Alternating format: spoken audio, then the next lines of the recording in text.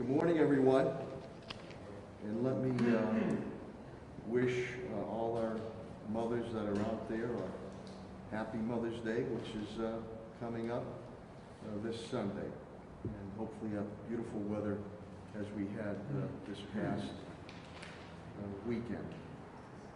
I just wanted to, the mask here, the Springfield Strong mask, I want to thank Ileana Gutierrez from my Senior Elder Affairs Department for making them. Very nice of her to do that, and also very hopeful to each and every one of us. So I'm just going to take this off for right now. Thank you, Ileana.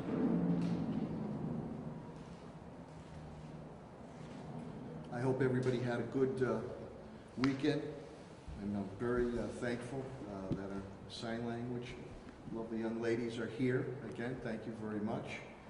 And again, I'm very grateful, as always, that Dr. Mark Kerouac, the President and CEO of Bay State Health Systems, and Dr. Robert Roos, Chief Medical Officer for Mercy Trinity Health Systems, are here. We deeply appreciate that, all your continued efforts of your entire staff. It's been tremendous. Patrick Leonardo is here, Operations Director Manager for AMR. We appreciate your collaboration, especially at our homeless triage medical facility that we have. Just to let you know, knock on wood, but we have to be ever vigilant. There seems to be a trend that is occurring. While our total numbers of positive cases is 1,484, we've seen a trend start. We were 48 Thursday, 48 Friday, but we saw Saturday dip to 33. We saw Sunday dip to 16 on that. So, but we have to stay ever vigilant. On the homeless front, and again, I really want to thank, again, Helen, my Commissioner of Health and Human Services, Helen Carlton Harris. She's done a yeoman effort at tenting, and Pat Sullivan and Tim Sheehan, and also the partnership with Bay State Health Systems. They have been tremendous. Good news there, and we have about 150 homeless individuals who stay at times at the Friends of the Homeless. So the first 58 tested have come back negative, and we're very thankful and happy about that. Another 50 and 50 will continue to be tested, and that Dr. Kerouac shared some great photo shots of the Bay State nursing crew there in the triage tenting, doing the testing. We appreciate that immensely. Mercy Hospital has stepped forward too. Ronnie Willoughby for Springfield Rescue Mission does a great job at his program. Helen was always checking in with him, and he was doing fine. But he had asked us, Helen, I believe, last week sometime, or early last week, I need some help with the testing. And Mercy Hospital is stepping up to test. I believe they started Friday there, so thank you very much there. And again, Springfield comes to the rescue pertaining to the Western region, helping out Amherst and Northampton on the homeless testing. Doreen Faddis and Mercy.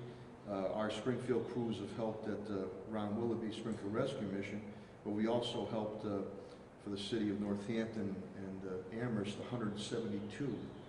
Commissioner Helen Carlton Harris has informed me have been tested there, and that's all coming out of Springfield, my Springfield initiative on that. I want to thank the Friends of the Homeless also, Bill Miller, Karen Jeffers. They've been great. I really appreciate that. So those are positive. That's positive news. The deaths, I think last time we reported to you that we're aware of, and Commissioner Carlton Harris and her dedicated staff scrubbed the list. We were at 21, we're at 22 that we are knowledgeable of, aware of, 22 deaths. And God rest their souls, and my sympathies and thoughts and prayers go out to each and every one of their families. We had our weekly meeting with Chairman Neal, Congressman Neal, and he continues to advocate very strongly for us on city and state funding, maybe going back to the old days of revenue sharing and the conduit, hopefully it would be through CDBG money. He told me an interesting fact, and Tim Sheen will get a kick out of this. Back in Timmy, I think he said the 70s or early 80s, $11 million coming in through CDBG. We now get about $4 million. So just if you fast forward that. We've also spoken to the congressman to try to bring some type of relief with water and sewer. As you know, they've taken a massive hit, and the board has put across that there's going to be somewhat of an increase, would have been an increase anyways. We have one of the best water systems in the country, if not the world. But always one, I told them we need to be cognizant of our ratepayers, but they've taken a massive hit, and they have to continue to invest in infrastructure, capital programs. Some of those mains are 100 years old. And again, we're not going to let a Flint, Michigan occur here in the city of Springfield. We also spoke with the congressman on infrastructure program, which we're hopeful after this last tranche of money coming in, he would look to pursue the infrastructure. We had our weekly meeting with the state delegation, and I appreciate the state delegation's continued efforts. And we spoke about economic development of small businesses.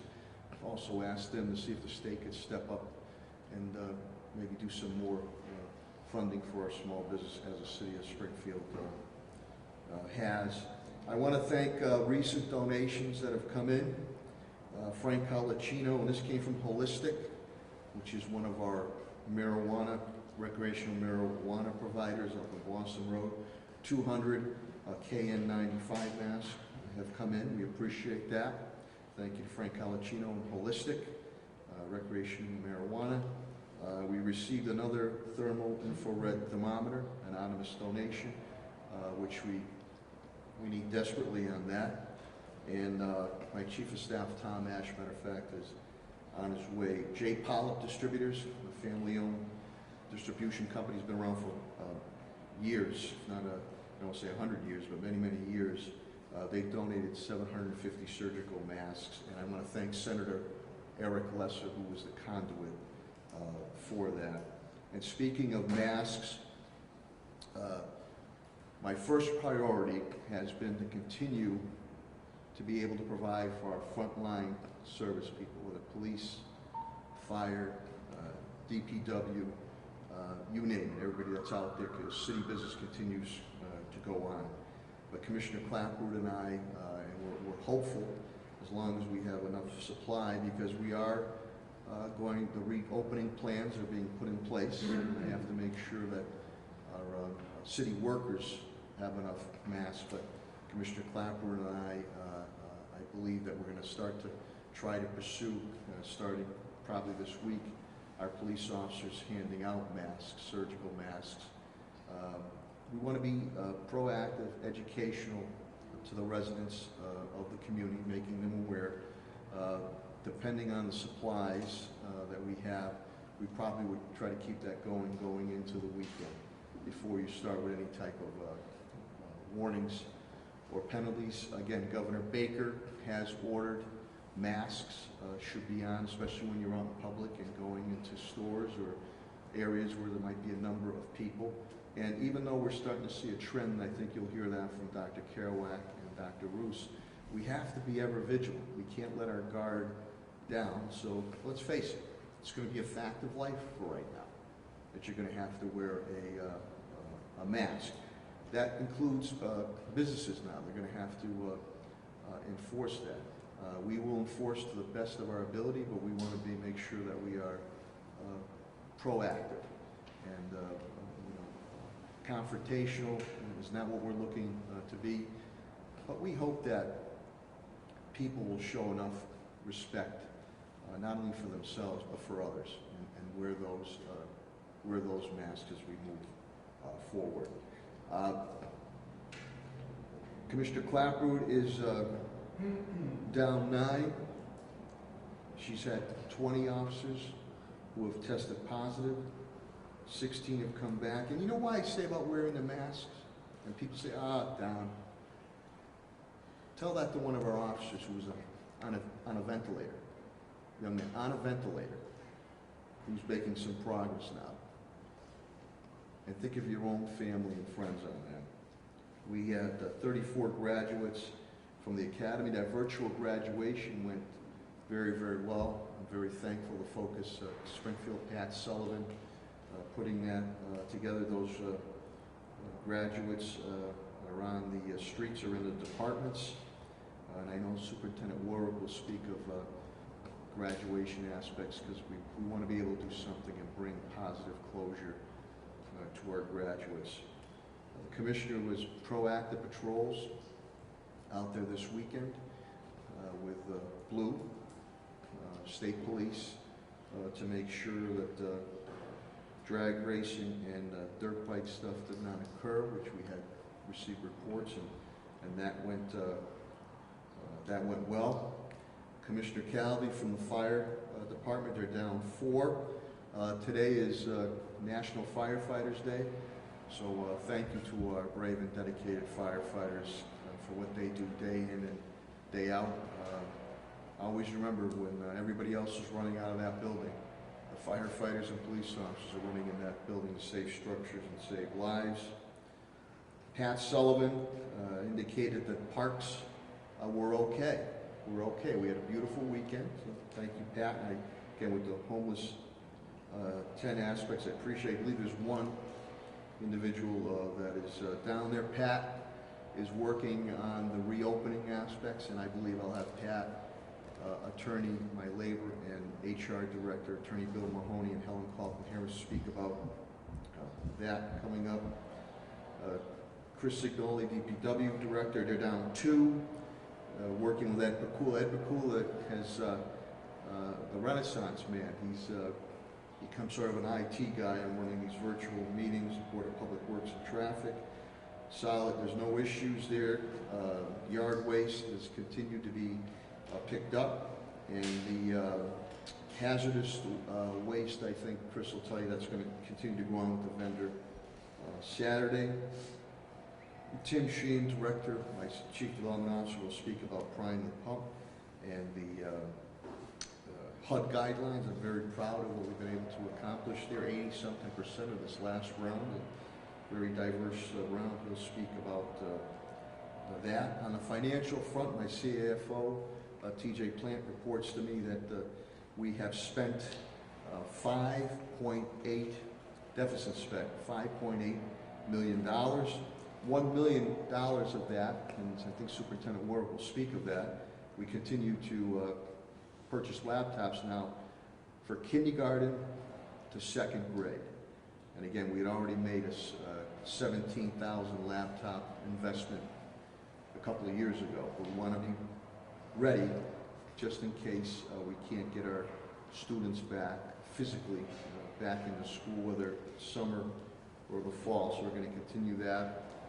Revenue loss is up to $2.4 million in revenue loss. And again, we're tracking any and all costs pertaining to the COVID-19 coronavirus. And as I've done with other past natural and man-made disasters, I will go after every dime I can get my hands on from the federal or state government, mainly federal, for the residents, the taxpayers, and the business community in the city of Springfield. Superintendent Warwick, the meals, 17 different sites. We are now nearing, after today we'll be over, 500,000 meals served.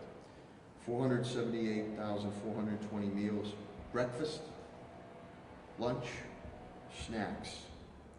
And we're proud that we've been able to do that. The grading policy, we had a school committee meeting. We've adopted the pass-fail, and it really, Dan will speak about it. I mean, if you really try, you're going to be able to pass. It's virtual graduation will touch upon summer school aspects to be determined. The Oasis Food Pantry, which is run by John Foley, and we get a lot of help from the Food Bank of Western Massachusetts, and I want to thank Springfield Police Department and DPW, who work in conjunction to make sure it's run smoothly out of Central High School, Smead Arena parking lots. Chad Tokar is the principal. Central, thank you. 3,500 families. 3,500 families served Friday. So we're continuing to move forward. We are happy that we're sort of seeing a trend of numbers ticking down as testing increases, but you have to be aware the more testing we do, those numbers will probably or possibly going to tick up. I'm very happy on the homeless front. Again, we took the lead before anybody else 2 months ahead of time, and I believe now that's paying dividends. But I really would ask people to hear Governor Baker's order now. This starts, should have them on today or yesterday, but it starts Wednesday. Please wear those face coverings. If you're not masked, face coverings. I understand that there are masks, or surgical masks available at the stores now too. And again, Commissioner Clapper and I trying to be proactive as long as I continue to have a steady supply for my first responders and soon to be returning employees to City Hall and city buildings, masks for them. The plan is being put forth. There'll be a new normalcy. You're going to see a lot of changes that occur, so you have to be patient.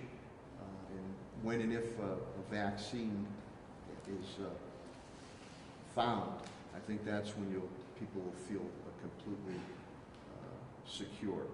So I would assume that Governor Baker might have some announcements pertaining to business openings, maybe as early, some announcement early as this week. We will follow, because as we said from the beginning, those need to be statewide blanket announcements. And then we will follow those, and the businesses should follow those moving forward. I want to thank all the media members. You've been fantastic in getting out information for us, and I deeply appreciate that. I want to thank the residents and the business community in the city of Springfield. Though it's been very aggravating for each and every one of us, pretty much overall, they've been you've been all very, very good about following through as we continue to starve and kill this virus. But I think we're starting to see a little light at the end of the tunnel. We just want to make sure when the open up occurs, whether it's with city functions, City Hall or other city divisions, or other businesses, that it's based on health, science, and medical aspects. But I think that we are now finally starting to move in the right direction. And the last thing I'll say before I turn it over to Dr. Kerouac and Dr. Roos is that we have to show the public confidence. There needs to be public confidence, there needs to be business confidence, and there needs to be consumer confidence. And how do you do that? You're able to do that by continuing testing, so you're able to identify any potential hotspot area. You're able to isolate, then you're able to contact trace, which we're doing. School nurses will appreciate that, and we're going to be working with Governor Baker's units for Helen Carlton Harris. Community mitigation, and then being sure we work very closely with our hospitals that they have the surge capacity, and right now I think they'll tell you that they do if something was to occur. You do that, and I think without a vaccine as of yet, people will start to feel confident again. You'll see businesses going to operate a little bit differently. With this, though, gives you opportunities to think out of the box. So I think that's extremely important. So again, also to Bay State, they picked up their testing. They're first to step up on the first responders, and they're doing at Carew Street and High Street, and they're also Brightwood, Chestnut parking lot. Middle school appreciate that, and they're looking to stand up something in the Mason Square Health Center too. So I come to you this Monday morning with a sense of progress and hope.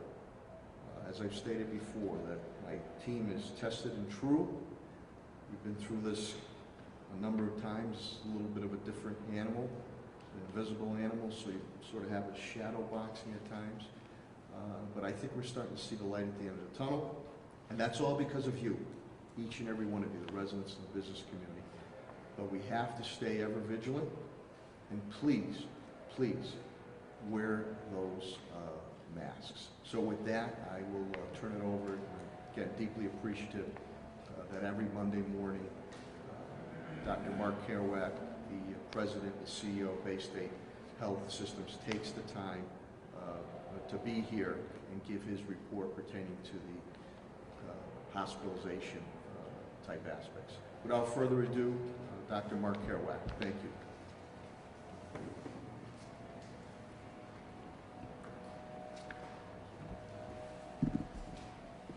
Thank you, Mr. Mayor. Really appreciate your leadership during this crisis, as well as holding these forums. Appreciate working with all of your team, particularly Commissioner Carlton Harris, in terms of working out the issues with respect to homeless testing.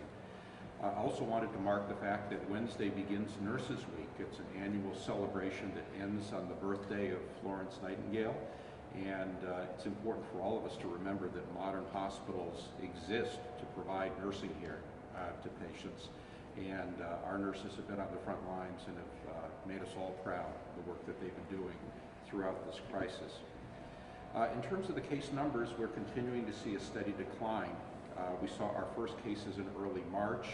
On March the 29th, it was the first day that we went over 100 cases across the system. And peaked at about 179 in early April. Since then, for about 3.5 weeks, there's been a steady decline. And over the last few days, for the first time, we've come back down below 100. And so that's a big milestone for us, and we're really very pleased to see that. We've also been able to maintain low levels of ventilator use and therefore ICU care. So in addition to those 100 individuals, there are about 350 who are receiving usual care. Other diseases are not taking a vacation. People are still having heart attacks and strokes, and on the happier side, moms are still having babies. And so we continue to work as kind of two separate hospitals that are segregated and separated for the sake of safety, so that people with other illnesses can feel comfortable coming in and getting that routine care. And so I certainly would urge people who have serious symptoms that might otherwise cause you to think about coming to the hospital not to hesitate to do so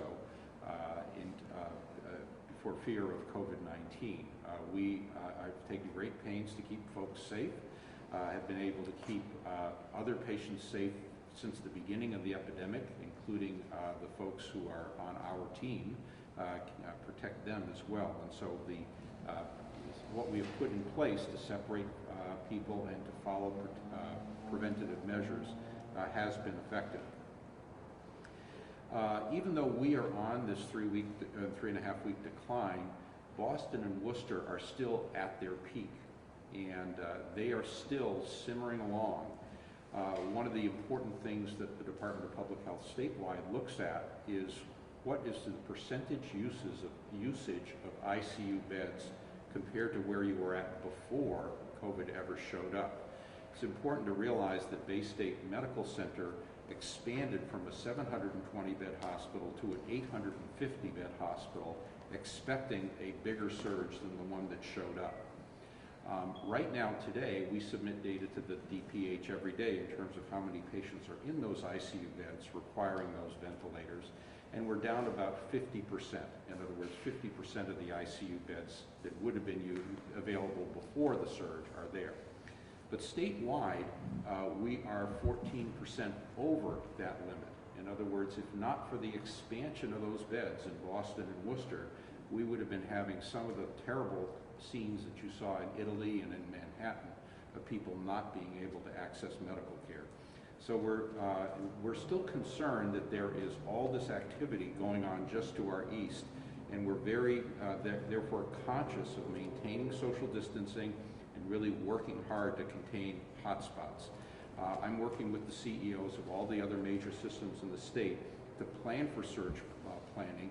We came close to accepting some transfers because we are seeing less than the folks in the east, but it wouldn't surprise me if we were to need to take some folks and transfer just to balance out the use of ventilators across the state. On the testing side, the mayor mentioned we are at 3, soon to be 4 sites for testing in the city. This is in addition to 3 sites in Greenfield, Westfield, and Ware. We have focused on the city because of the vulnerable populations here.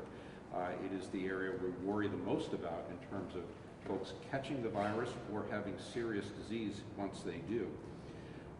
We also are helping other hotspots, such as the 5 skilled nursing facilities and providing resources to the Holyoke Soldiers Home. In addition to setting up the 4 sites, we are expanding the criteria for testing. You'll recall at the very beginning we only would look at inpatients and first responders as well as healthcare workers. Then we expanded to patients who actually had symptoms. Now we're going to be expanding to patients who don't have symptoms but are contacts of patients who have been tested positive. And that's an important step for us to take. I look forward to the day where anybody, any day who wants to, can walk in and get a COVID-19 test. We're not there yet, but we continue to expand day by day. We were happy to be able to work with the city in terms of the testing of the Friends of the Homeless, and appreciate Commissioner Colton Harris's cooperation around working out those logistics, and that's an important area of vulnerable patients to be sure about. As far as PPE, we continue to chase PPE all over the country. Disposable gowns are the highlight of this week. We're doing okay. I don't want to go into all the details of that, only to say that this week we're going to begin accepting 1,500 disposable gowns a day made by a local manufacturer. We also have been exploring helping manufacturers retool their shop to make masks and to make testing materials. I think in the interest of efficiency over the years, we became more and more reliant on overseas sources of these critical items, but this is a new world and a new day, and we really need to think about local sourcing of these critical items so we won't ever have to scramble like we're doing today. And we're trying to think about that in a strategic way because these manufacturers want a longer term commitment at a price that's somewhat higher than we used to pay, but way, way below what we're paying today on the, given the uncertainty of the market. Of course, the need for both PPE and testing materials is only going to go up as we begin to thaw out and reopen the economy, because many of the sectors feel that it's important for them to have access to these same materials. So it's going to be more important than ever for us to be able to produce large amounts of this in a way that's secure. I want to say a word about contact tracing as well, because this is one of the keys to containment. If you get tested today positive for COVID-19 and you don't do anything about it, it does no good for anybody. What's important is that you ought to isolate yourself for 14 days, but also provide information about other people you might have infected so that they can come in for testing and they can then determine if they need to be isolated. Historically, this is something for infectious disease that's been handled by the local boards of health, Commissioner Colton Harris and her team, but the amount of work that needs to be done to do this contact tracing for COVID-19 is enormous.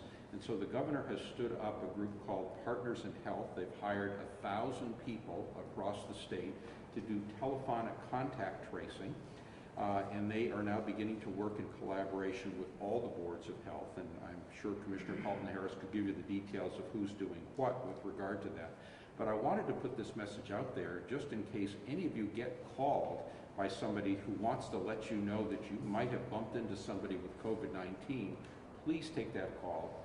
Please take it seriously and follow the instructions in terms of getting yourself tested, and if you need to go into quarantine so you don't infect anybody else.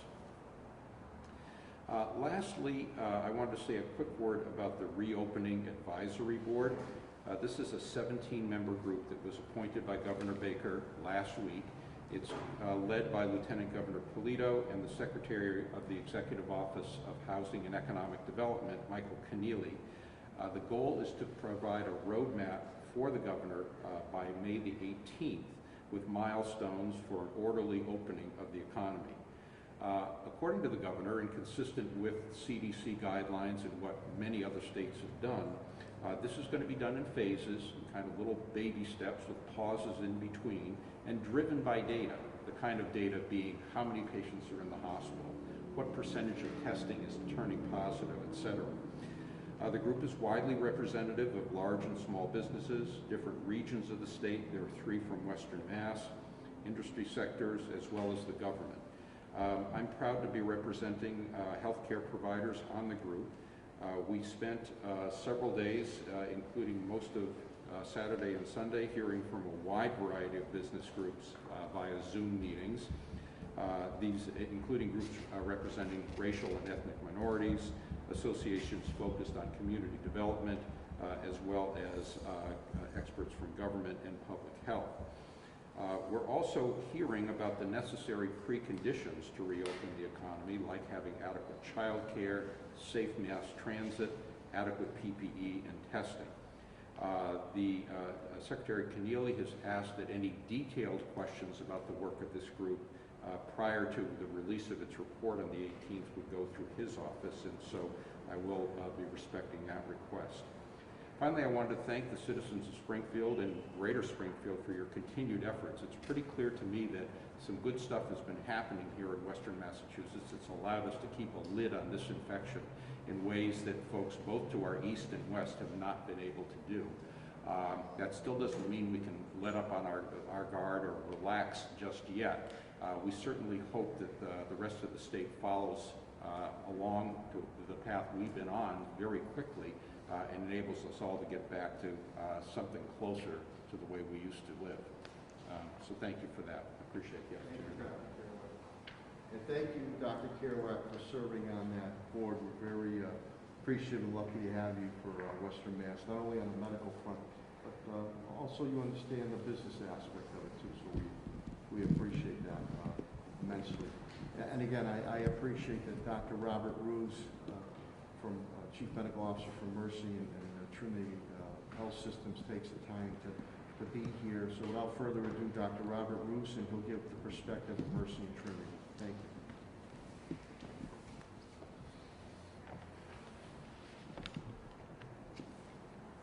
So good morning, everyone, and thank you, Mayor, for your leadership.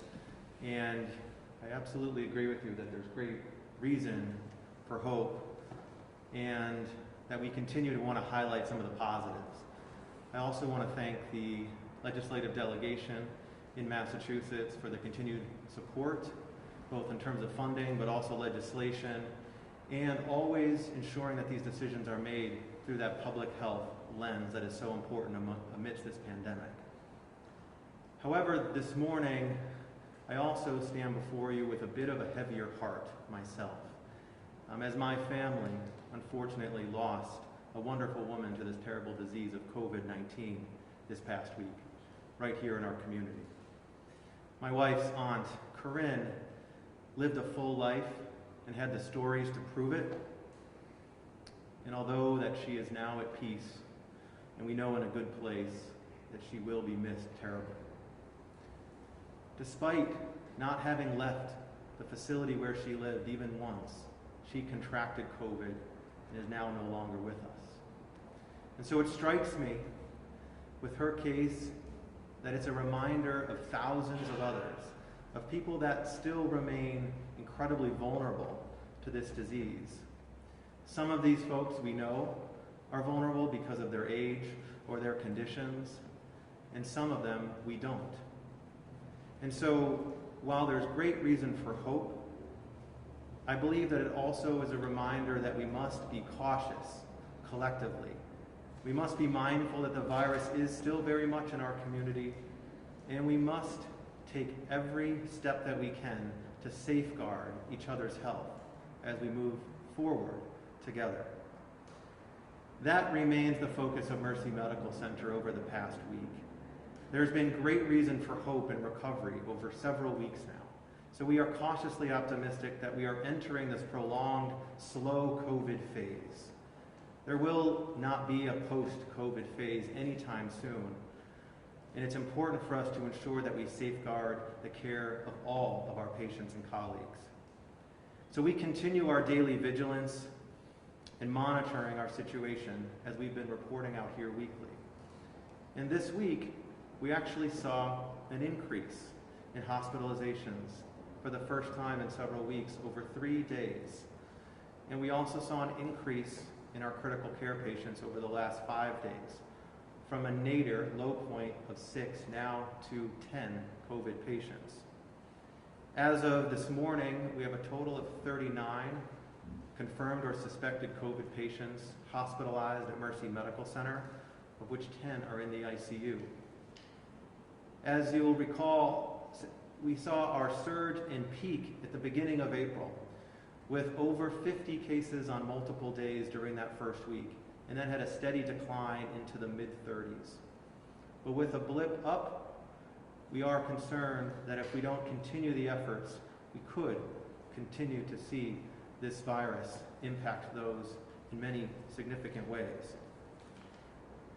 We have now, over the last 2 days, seen that trend go back down to below 40. And overall, since the beginning of the pandemic at Mercy Medical Center, we've treated more than 200 patients with COVID.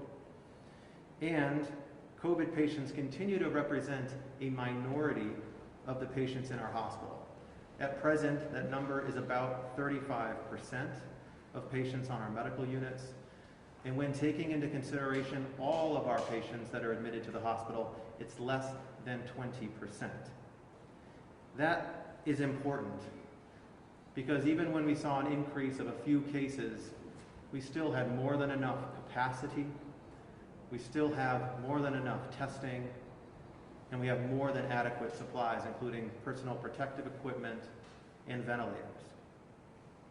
In regards to testing, we've now performed 5,435 tests with 1,687 positive and 3,627 negative. Another sign of cautious optimism is that the percentage of positive tests continues to go down. And so for the past week at Mercy Medical Center and Life Laboratories, that went down to 26%, which was our lowest week yet. We've also been monitoring our community as well. And in partnership with the City of Springfield, Healthcare for the Homeless, Friends of the Homeless, Rescue Mission, and all the work of all the staff composed therein, it was mentioned, and I want to express gratitude to all of those groups, that we began testing the homeless population here in Springfield and also in the surrounding towns, Northampton and Amherst, to name two. And as the mayor mentioned, a very low percentage of patients have tested positive thus far.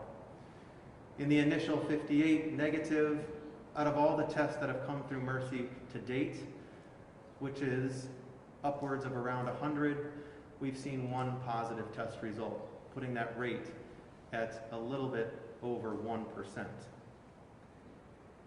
That's all very positive news. And in the past week, we've also seen some of our emergency department volume go up, as well as in the hospital, which is a positive sign, I think, that patients are starting to realize the importance of seeking emergent care and no longer delaying care that could be life-threatening or critical. I still do have some concern there. We still are focusing on that effort tremendously. There are many patients for whom care, evaluation, or treatment could be vital to their health, and fears around COVID might be preventing them from seeking it. Today, I'd like to spend a little time talking with you about some of the safeguards that we are putting in place so that both patients and providers can be assured that the risk of transmission in a facility would be virtually non-existent, and that our environment is one of safety and healing. First, at Mercy Medical Center, we have established what we're calling COVID-free zones, including separate entrance, separate walkways, separate elevators, to ensure that we keep the populations of confirmed and suspected cases of COVID very distinct from those that are not. These areas are marked clearly with signage like this, and they're only able to be accessed if someone has passed a screening.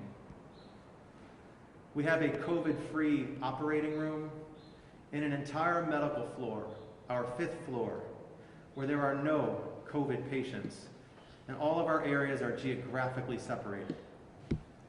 Secondly, we've implemented an enhanced screening for all the individuals in facilities. So that includes both a temperature check as well as additional screening questions about an expanded array of symptoms as well as any potential close contacts or the history of a COVID test in the past.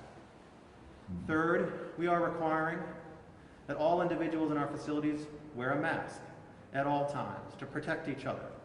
As we've reviewed before, my mask protects you and your mask protects me.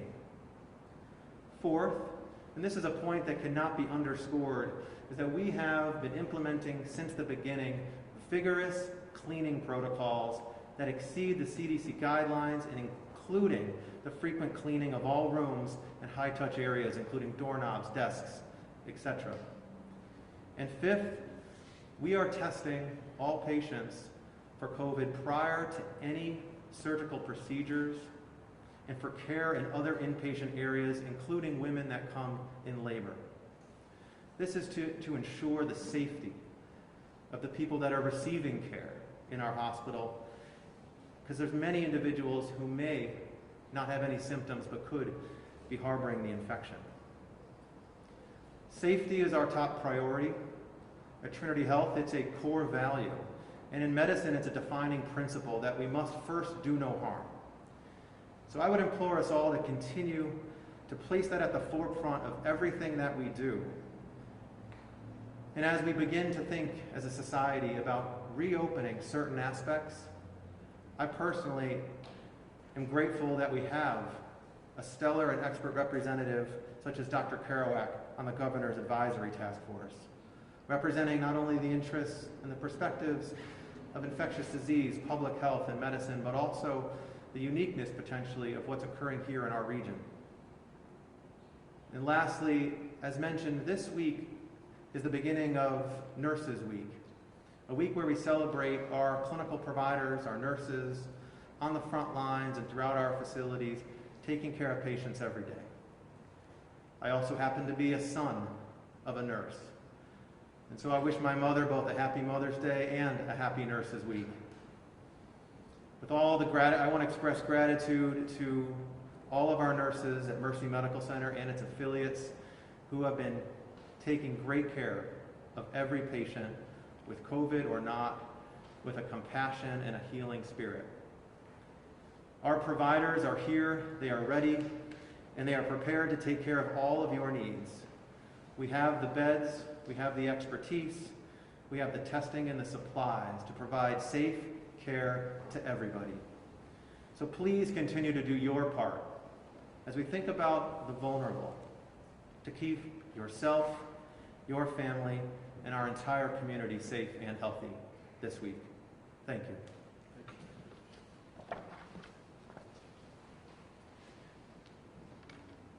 Thank you, Dr. Roos. As Dr. Roos had indicated with Nurses Day coming up, boy, he or she right on the front line, helping people recover and maybe marching out of Bay State with the Rocky thing, but also been there when people have passed. And you mentioned your Ron, I lost a cousin, Andrea Donardo, great guy, always caring and help anybody out. And the COVID-19 coronavirus got to him. God rest his soul. Sympathies to the family. Next, I'm going to bring up Commissioner of Health and Human Services, Helen Carlton Harris, who has been very vigilant on any and all of my meetings, also meetings we do weekly with city councilors. And she had an interesting statistic that she said last week. The average age for the person who catches this, and it sort of caught me a little by surprise, 54 years old. 54 years old. So, without further ado, and she's done yeoman work, the eloquent and elegant Commissioner of Health and Human Services, Helen Carlton-Harris. Thank you, Mayor.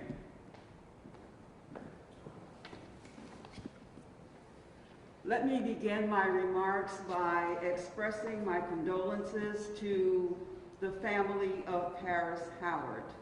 Paris Howard was a longtime member of the city's Public Health Council. Paris Howard served for over 10 years, and it did not matter if he felt well or not. The health of the residents of the city of Springfield were his primary concern. We lost him last week. Paris Howard will be missed. I want to begin with just a little data. Some you have heard. The statewide data for positives is 68,087. That is the number of positives statewide. Here in Hampden County, it's 4,066, and in the city of Springfield, as the mayor has indicated, it is 1,484. That is 36.5% of the positives that we have recorded in Hampden County.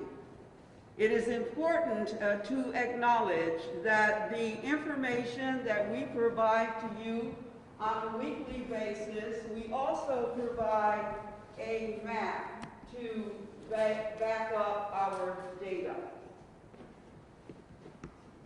This is the map for this week, and as you can see, we continue to see along this corridor, which is those zip codes that I report to you every week, 01103, 4, 5, 7, 9, and 8. And so those red dots really imply those areas that you see that tend to be thick as far as the dots are concerned. However, it is important to acknowledge when we first started this journey with this map, these areas in the less dense parts of the city had very few red dots. What we know is that community spread is happening. And so it is important to acknowledge while we see the higher cases or positives in the dense areas, we also know that the outlying areas are also experiencing COVID positive. I also want to point your attention to April 6th. I told you that there were 171 dots on this map. Today, I'm telling you there are 926. Remember, this is unique locations. These are 926 unique locations where we have recorded a positive, COVID-positive 19 case in the city of Springfield. In 1 month, we have seen 755 locations added to this map, which tells you that in the month of April, it really has, from a data perspective, we've seen the locations increase.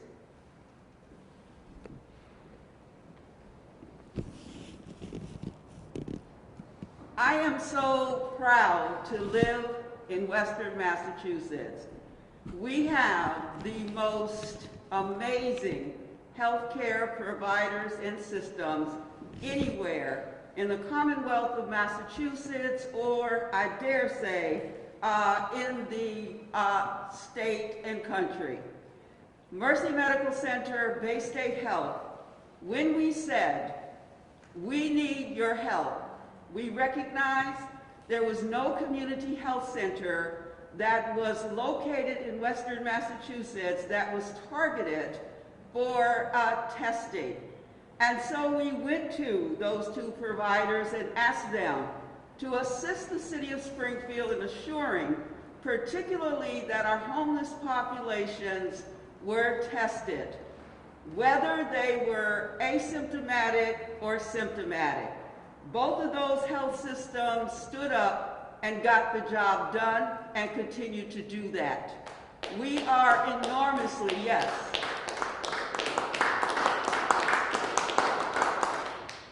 We are enormously proud to partner with organizations who understand the populations in the Western region and step up. So I cannot thank those two health systems enough for what they've done.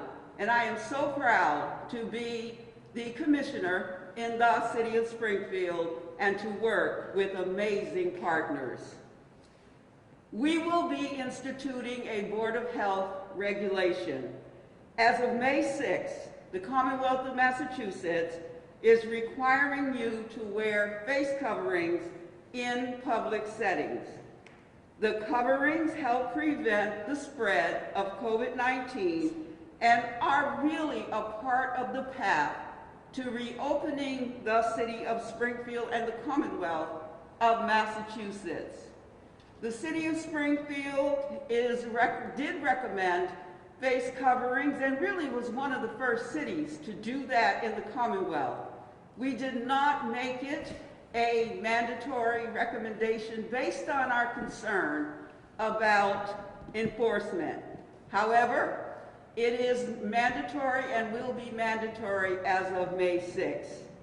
In general, you should wear face coverings when you come within 6 feet of an individual based on the governor's recommendation. And so, in general, this will include shopping in a store, picking up food at a restaurant, waiting for or riding on public transportation, riding in a taxi or other service vehicles, seeking health care, going into essential facilities that are open, working an essential job that requires you to interact with the public.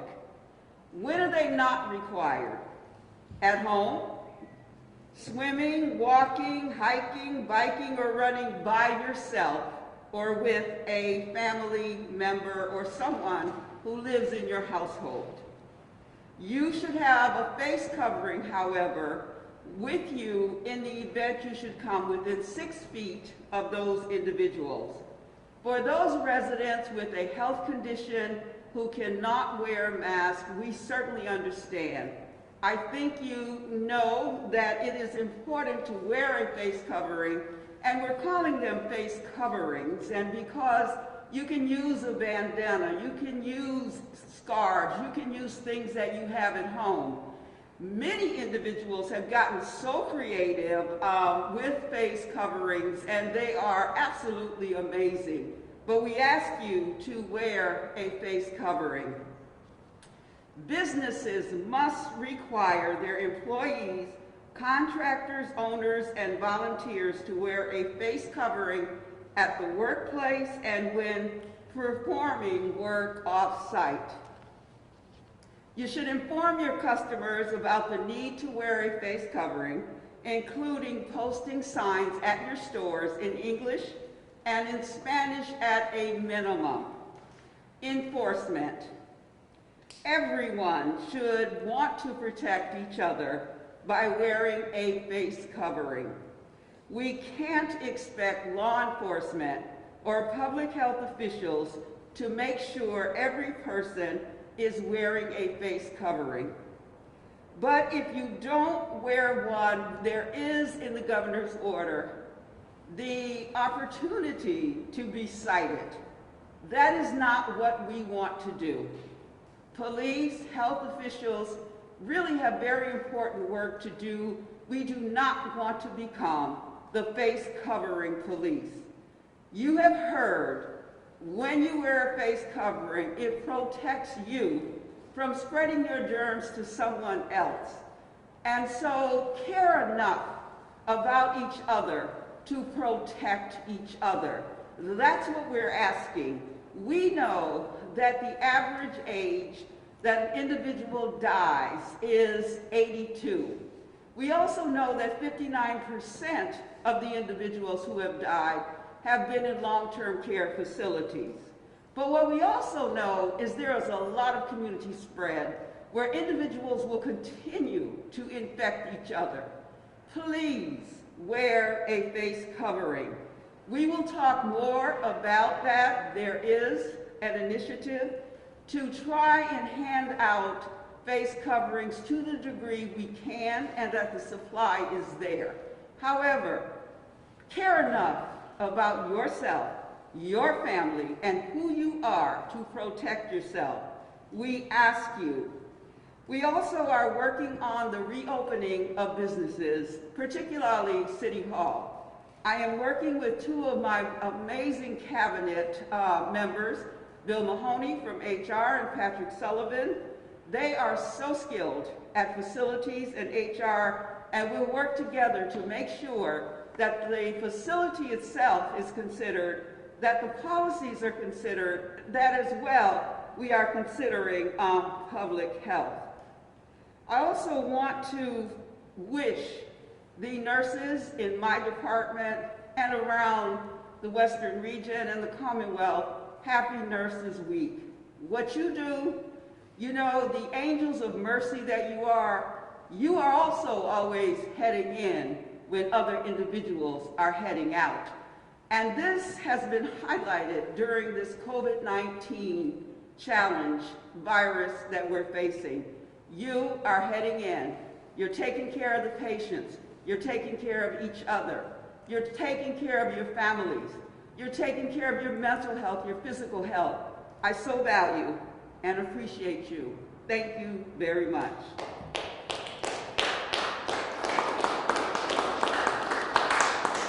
Thank you. I've said it before, let me say it again. Springfield Department of Health and Human Services staff, thank you. Thank you, Springfield Public School nurses. You helped us before the governor's CTC, Contact Tracing Collaborative, came on board. You were in the front lines helping the city of Springfield, and together we contact traced over 700 individuals. Amazing work that you've done. As the mayor said, we will partner with the Commonwealth based on the numbers when we feel it's appropriate to help us with contact tracing. Also, those of you who reached out beyond the walls of City Hall to do work in the community, some have been publicized, others have not. I would appreciate it if you would send me your name of your organization or your name, the work you've done, so we can highlight you on our website as well. You have heard from individuals who have donated masks. We know people are out there with food. The Department of Elder Affairs for the City of Springfield continues to go out there and provide food to our seniors. They are so appreciated as well. Please let us celebrate you, because it's only because of you getting out beyond the walls of City Hall that we are able to do the work that we do, and we are very appreciative. Cornell West writes, "None of us alone can save the nation or the world, but each of us can make a positive difference if we commit ourselves to do so." That's what we're asking, to continue the strategies you put in place. And Springfield, I have to tell you, I am so proud of you. You are doing what's necessary to contain, and we want to keep that work up. Do not let the fact that we have some good news deter you from doing the things that you have already done. The social distancing, the hand hygiene, staying home if you are sick, taking good care of each other, and I continue to ask you, if there's someone in your neighborhood that you know needs some support, please call them, pick up the phone, ask them if you can help. Maybe you go grocery shopping for an elder. Maybe you help someone as far as a child who might need some support is concerned. Remember, health is physical, mental, spiritual, and emotional.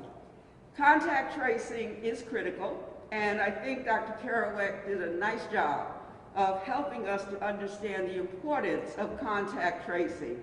I too am very proud that Dr. Mark Kerouac will represent us on the governor's task force. We could have no finer voice than Mark Kerouac, and no finer individual who is well-versed and understands the issues of urban communities, vulnerable populations, and so it makes me very comfortable that he knows who we are and that he will be there. Stay home, stay safe, stay strong. Thank you.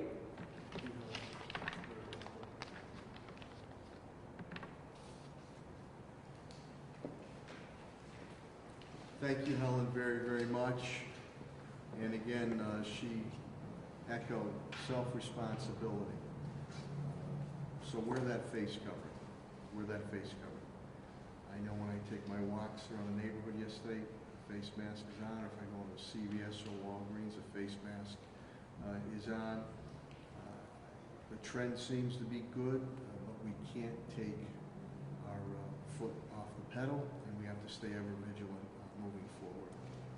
Speaking of staying ever vigilant, our public safety sector under the police command of Commissioner Cheryl Clapprood and Fire Commissioner B.J. Calvey, the rank and file, everyone has done a tremendous job. They're out there night and day. They have enough challenges to deal with, let alone COVID-19 and coronavirus.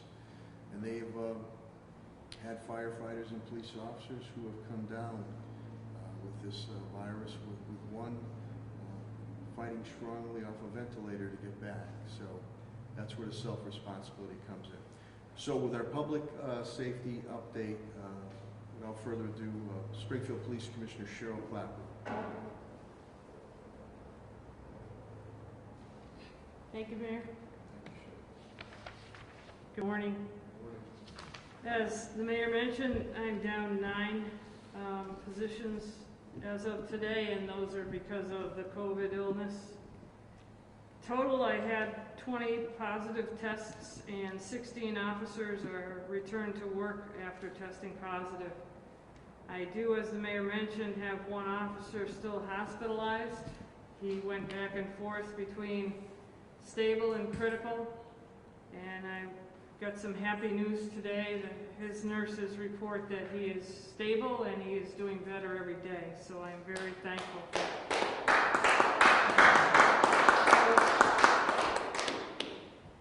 He is a young man in his early 50s who was in good shape, and he kind of took us by surprise, but I guess that just goes to show you how vigilant we all still have to stay. I also have 1 officer who was in a cruiser accident. He fractured his jaw in 2 places. He was in the hospital for quite a while. He's released now, and after surgery he's going to take some time to recover. We're probably going to miss him for about 6 months. So we've been dealing with those issues.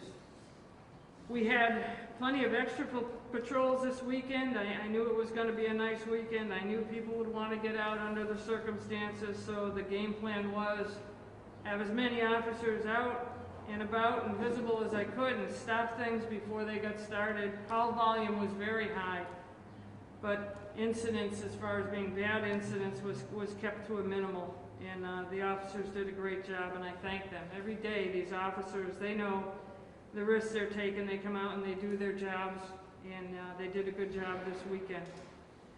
I'd also like to tell you that one of the highest calls that we're receiving lately are calls for mental health issues. So the police department did partner up with BHN, Bay State Health Network.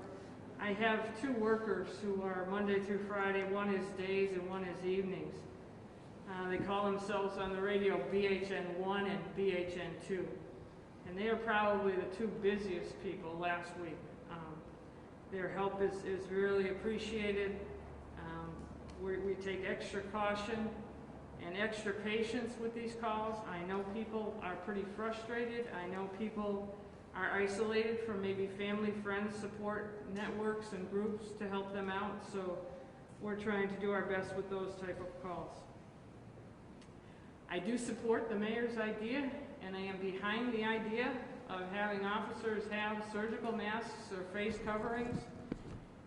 When this enforcement starts, I think it would be great for officers to first explain why it's important that people wear face coverings. If you're not able to get a face covering, I think it would be important for us to offer you one first and gain compliance before any necessary enforcement is necessary. So we'll see how many of those masks I can get into the hands of some of the officers on the street. Today and yesterday we had 34 new officers who started. They graduated Thursday. They are split up into groups of 4 or 6 officers. They're in different billets throughout the station. They will stay in different areas for 3 weeks at a time and then rotate, and then finish that up in early September and then go where they belong as far as seniority goes. So I'd also like to thank the public, and people have been great, feeding us lunches, dinners, and even making sure they hit the midnight to 8 group, coming in, still donating face covers and materials that we need. Everybody's been wonderful, and I know on behalf of the police department, we appreciate it very much. Thank you. Now representing the Springfield Fire Department, Springfield Fire Commissioner Bernard B.J. Cal. Good morning, everybody. Good morning, Mayor. Thank you. And happy birthday again. At the fire department, we still have 4 members that are out. Only 2 of those members are positive. We expect 2 of them to come back this week, so we'll still only be down 2.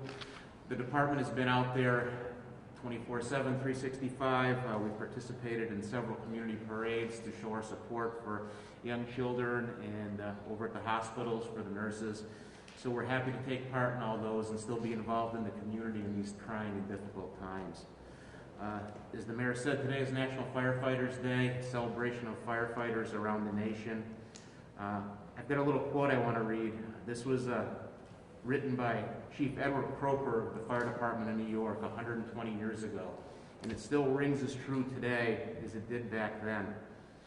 I have no ambition in this world but one, and that is to be a fireman. The position, by many in the eyes, may appear to be lowly, but we who know the work which the fireman has to do believe that this is an honorable calling. Our proudest moment is to save lives. Under the impulse of such thoughts, the nobility of the occupation thrills us and stimulates us to deeds of daring, even of supreme sacrifice. So, no one ever wants to lose their life doing this job. It's often something that we have to do.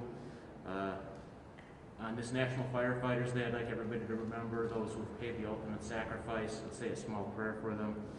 The teamwork at the Springfield Fire Department is outstanding. We're getting through this together, and thank you to all the team members of the fire department. No matter what your rank, you're all doing your part to make sure we get through this together. Thank you very much. Everybody, see you next week. And by the way, they're still fighting fires. They had a couple of fires, I think 2, definitely 2 this weekend that they had to knock down very quickly. Superintendent Dan Warwick is here. He and his team have done a great job with our school committee. We met a couple times last week via Zoom, and the teachers have done a tremendous job. So Superintendent Warwick will give you an update pertaining to our school system. Superintendent Dan Warwick, Springfield Public Schools.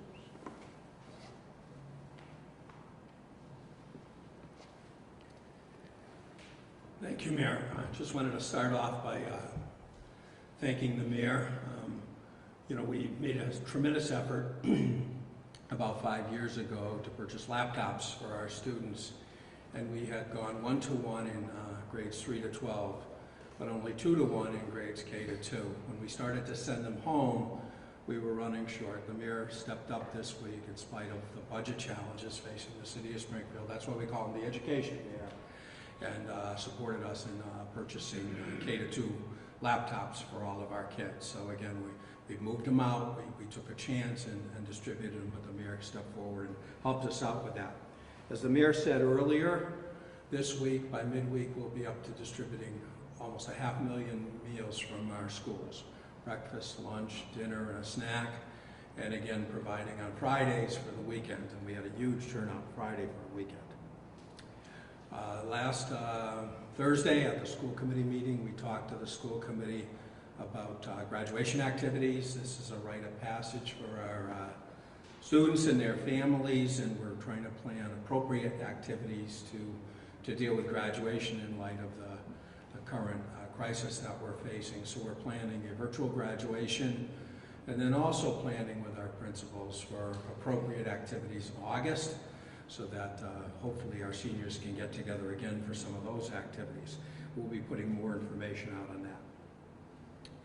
Thursday, we also passed a grading policy, a credit, no credit grading policy for our students for fourth quarter, and a calculation for their final grades. Again, very important. We're going to have information out to all of our families. It's on our website, so that students know exactly what they need to do, and the families know exactly what they need to do to achieve credit for this fourth quarter. And as the mayor said, it's putting effort forth and engaging in the work. So it's very reasonable, and I was thrilled with the policy. We also upgraded our remote learning plan. Now that we're out for the rest of the year, it was important that we went more deeply and pushed forward our learning plan, covering some new material as well for our students.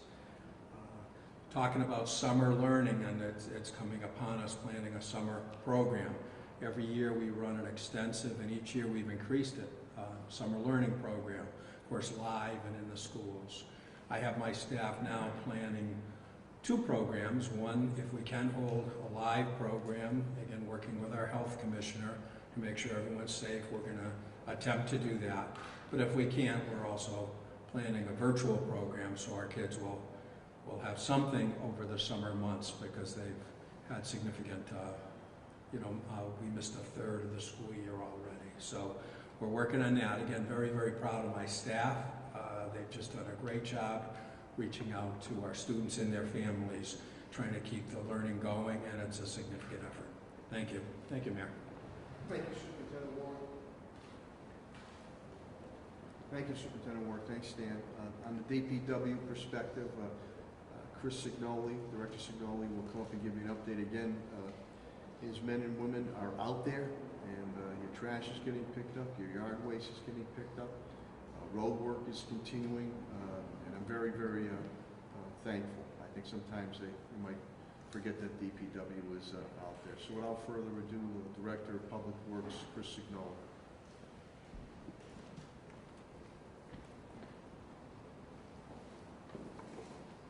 Thank you, Mayor. As the Mayor said, I'm very thankful to my employees. They are all chomping at the bit to even do more with regard to construction as we move on. This week, a few items, working with Eddie Pakula in the Law Department to be able to set up our Board of Public Works and our Traffic Commission meetings to allow some of the bigger projects by our utility partners to be able to move forward. As the Mayor mentioned, solid waste, recycling yard waste has been going well. One item of note, we are still inspecting barrels and materials, so please make sure when you're placing materials in your barrels, they are the correct materials. We do have 2 employees out. Neither one are positive. They have family members who are, and they will be back next week. Construction activities throughout the city are ongoing. All of our major projects, as a matter of fact, 3 major projects are out to bid right now. Central Street, we will be starting at Bay and Berkshire in the next couple of weeks with Mass DOT, and our annual paving program will be moving on. One other item, this Saturday we will be having our household hazardous waste days. If residents have materials they need to get rid of, please contact 311. We usually service about 200 residents when we do that. Right now we have about 100, so there are openings for everybody at this point. It is a vendor who handles this for us, and it is done down on Grockmall Street, and there is virtually no interaction. You pull in, you will open your trunk, they will take the materials out for you. So if you have household hazardous materials you need to get rid of, it will be on this Saturday. So please call this week and make an appointment. Thank you. Thank you, Director Signoli. Chief Development Officer Tim Sheehan is here. He and his team have done a tremendous job. Again, we were the first in Western Mass and one of the first in the state to literally put out $750,000 to help our front line, whether restaurants, small businesses, mom and pops, to continue to prime the pump and give them a shot in the arm to be ready to go when we phase in our reopenings. So Timmy will give you an update on that, and without further ado, Chief Development Officer, City of Springfield, Tim Sheehan.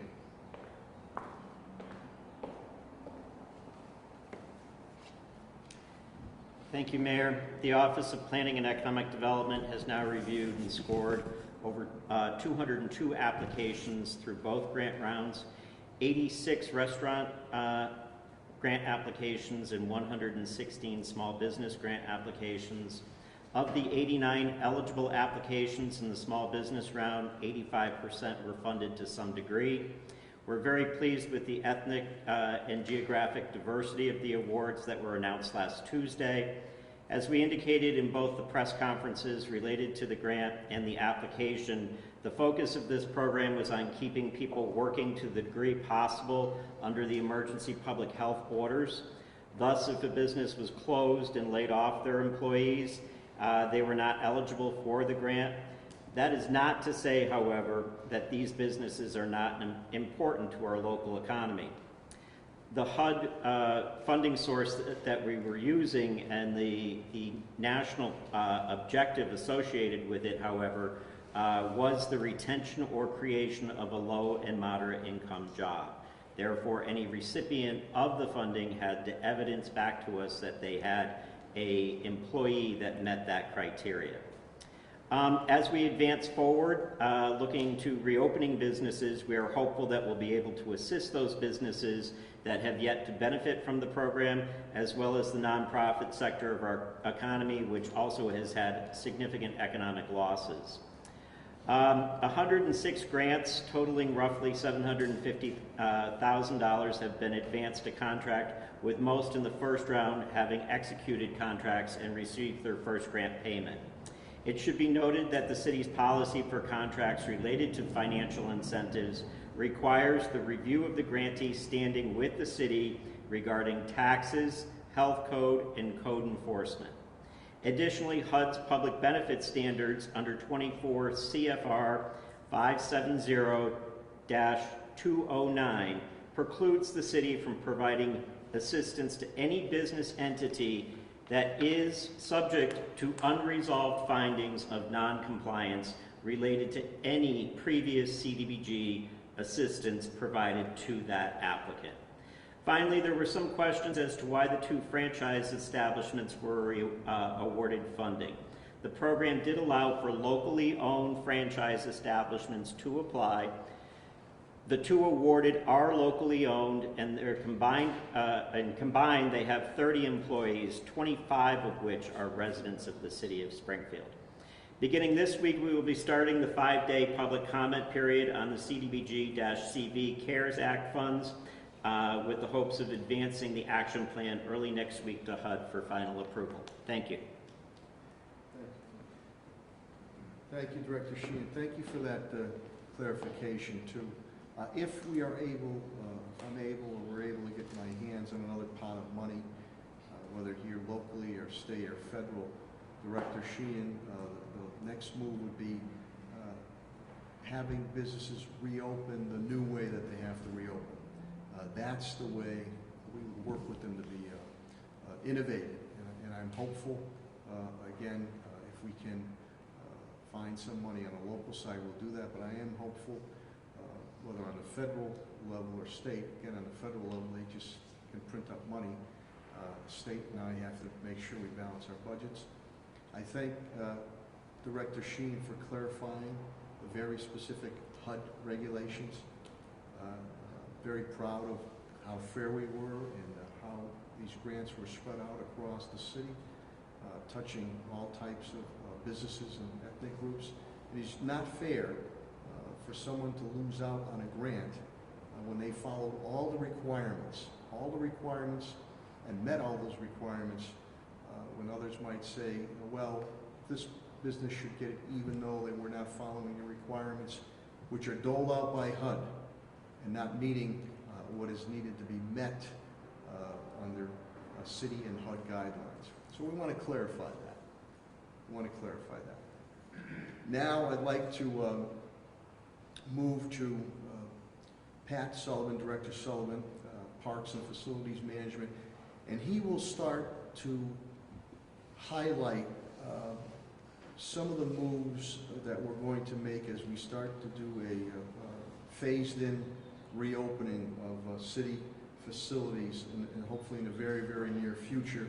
And he's working very closely on the HR labor front with Attorney Bill Mahoney. And obviously, anything we do has to be based on health, science, and medical, and working very closely with Health and Human Services Commissioner Helen Colton here. So I'm going to bring Pat up. He'll give the update of his divisions, but start to give you a little update on the reopening, and then Bill Mahoney, Attorney Mahoney, and Helen Colton Harris might chime in on that too. Pat Sullivan. Thank you, Mayor. Good morning, everyone. First, I'd like to thank our frontline custodial, tradesmen, and park employees.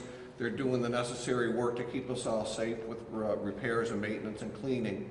I also want to thank the residents of Springfield and the surrounding areas. I saw some news clips both on both news outlets this weekend, and I was very happy to see everyone safe social distance. I'm very grateful to Commissioner Clapproot and Sheriff Dick Cochee. They're providing our patrols in the park. But what you're doing as residents and visitors to the parks and following the guidelines is keeping us all safe and allowing these resources to stay open. The eastern part of this state sounds like they're having issues in their parks.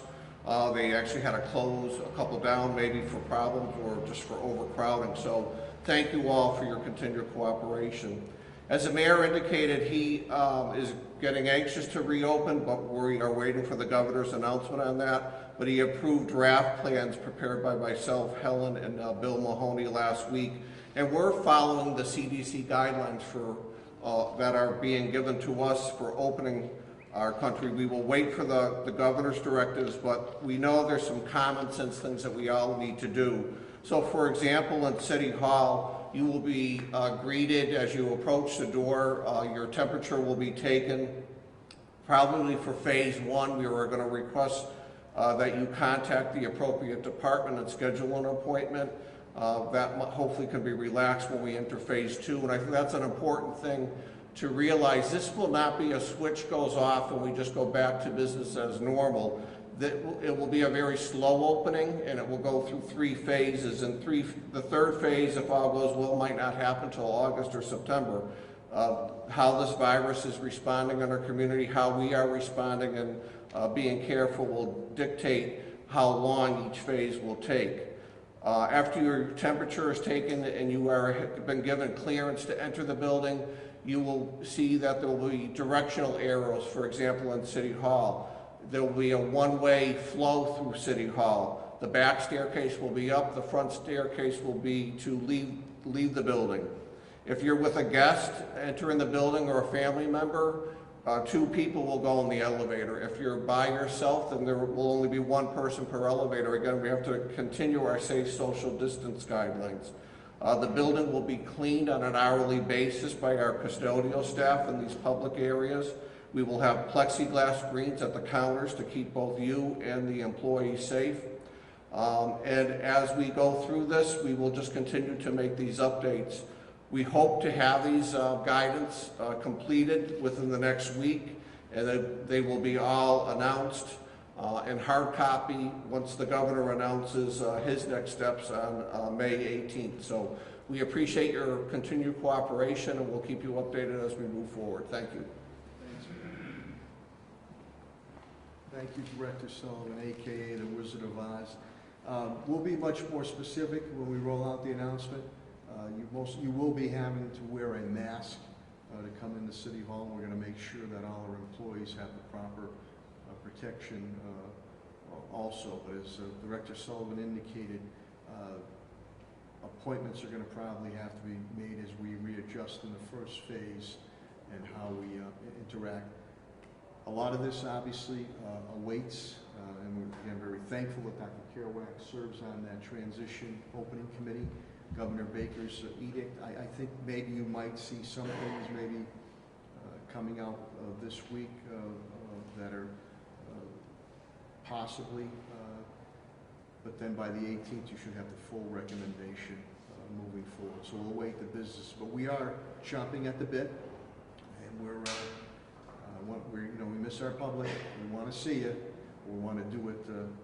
We want to do it smart. I'm going to bring up Attorney Bill Mahoney, my HR director and labor director, just to say a little bit about perspective of the personnel aspect. And if Helen would like, again, just to come up to say a few words, but we'll be very specific when we roll out the major reopening plan.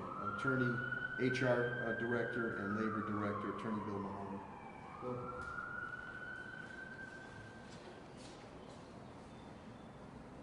Good morning, everybody.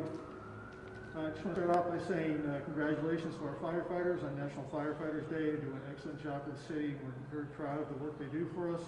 And also want to commend our nurses on National Nurses Week. We have about 65 school and community health nurses, and they do tremendous work for us as well. Opening businesses or public government back up is more complicated than closing it. So we've been working very closely as we start to put together a methodical plan in order to get this done and get it done the right way. One of our biggest concerns, of course, is making sure that our employees are healthy and safe when they come to work every day. So we'll be taking some steps, and for those of us who are in this building every day, we already see it. My temperature is taken first thing in the morning as soon as I show up at the door, as is the mayor and as is everyone else who comes in through the back door of City Hall. That will continue with our employees, and if anyone has a temperature at 100.4 degrees Fahrenheit or higher, they'll be told they need to go home. They won't be able to enter the building. They'll be told to contact their doctor or their healthcare provider and to contact the health department as well. That is one of the precautions we'll be taking, as well as a number of others in order to make sure that our employees, again, are healthy and safe when they come to work. Pat talked about some of the precautions that will be taken, between plexiglass shields we put up in the building, the daily cleaning and sanitizing of the building, disinfecting of the building. All of these things are going to be done to protect both the public and our employees. We have a series of symptoms that we are aware of through the CDC, and we will communicate that with our employees. If they're suffering any of those symptoms, again, they'll be told please not to come to work. When you report to a work location, as Pat was talking about, you're going to see different ingress and egress in the building, different hallways you'll be using, stairwells, limitations on elevator use, things in order to keep our staff separate again, from each other and from members of the public, and keep members of the public separate from our staff, so that people are maintaining that safe social distance, and we're taking those necessary steps. Finally, we'll be looking at how we're going to phase in our work schedules, whether we do this in a team environment, having multiple teams in each department, or in another way. We'll talk about our department heads to see what works best for them. Thank you. Please stay safe. Thank you, Attorney Mahoney. And the last thing Bill had said too about the staggered workforce. So you're going to see, especially in the first phase, a combination of people physically here, staggered schedules, some that will continue to work remotely, or staggered schedules on days, because as Attorney Mahoney indicated, and Commissioner Helen Calton-Harris, I think, will indicate, you don't want to, and what Commissioner Clapper and Commissioner Calvi have already done, being paramilitary, they have separated Cheryl in 5 different headquarter areas and command staff, and as with Commissioner Calvi, locking down the departments at separation, so that we have a path of leadership that continues. Same thing with our internal departments. That's key. Helen will touch a little bit more on the health, science, and medical of our very hopeful, shortly staggered phased-in reopening. Thank you, Mayor. We do continue to work with Patrick Sullivan and Bill Mahoney and all of the members of the Mayor's Cabinet. Obviously, the goal for us from a public health perspective is to keep our workforce healthy. We will be asking each department within city government to make sure that they are looking at their environment as well and thinking out about the CDC guidance and the guidance that will be distributed by Patrick Sullivan and the Personnel Department. We need to make sure that no one has a sign or a fever or has a temperature over 100.3 degrees. We also are going to ask individuals that we know that temperature is only one of the criteria as far as COVID-19 is concerned. So we will be asking individuals to monitor also their breathing and other signs associated with COVID-19 24 hours before coming to work. We'll also ask our employees to make sure if they're living in a household with a person who is tested positive, if they're caring for a person who is tested positive, if they've been within 6 feet of an individual who is tested positive for COVID-19 for more than 15 minutes, that they are absolutely making sure that they are well and before coming into the workplace. This is going to take a coordinated effort. We will use the CDC's guidelines, but we will also ask our employees, please, to make sure you are protecting yourselves, and we're going to ask the public, understand that we want to protect you as well, and we want to make sure that you are taking the precautions so that you protect yourselves from us as well. Again, we're all in this together. We want to make sure that no one in your family or in your circle has been asked to self-quarantine or isolate themselves based on a COVID-19 positive. We are working closely around procedures to return to work. We will be using the guidelines set out by the CDC. We will be working together. We thank the mayor for his vigilance and his putting us in a place where we can begin the mitigation process around opening up City Hall and city departments. We will have a more concrete plan that we will come to you with that will be circulated widely.